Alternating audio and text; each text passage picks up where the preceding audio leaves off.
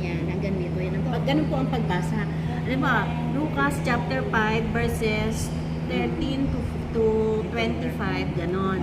Doon yung titinan natin ha. Ito halimbawa, 12. Katulad mo, chapter 12. Ito yung titinan nyo number 12. Ito 12 ba? Chapter 12 to.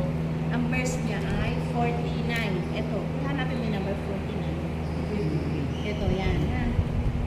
Alam mo lang pala ate, di ba? Alam mo na. Ang gagawin po natin dyan, babasahin po natin. Puro salamat.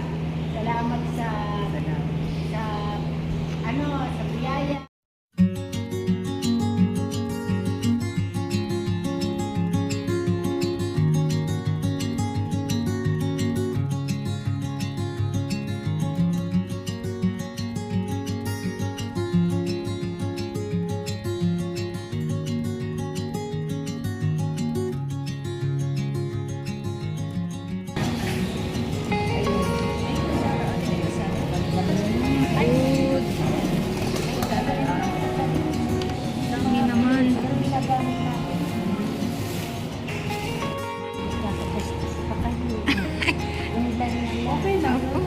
Paminsan-minsan. Paminsan-minsan lang naman po.